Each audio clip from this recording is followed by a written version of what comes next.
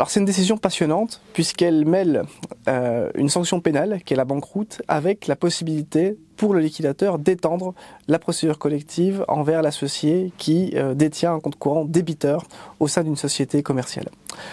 Alors, les faits sont d'une banalité relativement confondante puisque, vous le savez, dans une société commerciale, l'associé ne peut pas avoir un compte courant dit débiteur puisque cela suppose qu'il ait fait un usage des biens de la société qui est nécessairement contraire à l'intérêt social. C'est un ABS lorsque la société est in bonis ou cela permet au liquidateur d'agir en banqueroute lorsque la société a fait l'objet d'une liquidation judiciaire.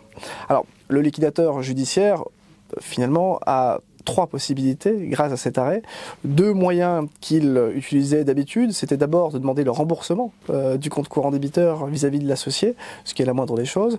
Ensuite, c'est d'agir finalement sur le terrain civil en faute de gestion ou sur le plan pénal en banqueroute. Mais la nouveauté de cet arrêt, c'est qu'il permet d'envisager une troisième voie, qui est la voie de l'extension.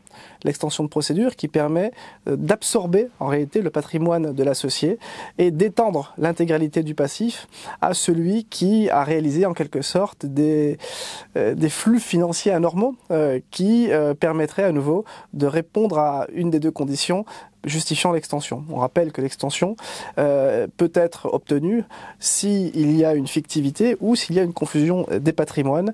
Et la confusion des patrimoines, nous dit la Cour de cassation, n'est pas forcément écartée en matière d'un compte courant débiteur. Donc c'est un vrai champ des possibles qui s'ouvre dans les liquidations judiciaires où un des associés à nouveau a un compte courant débiteur.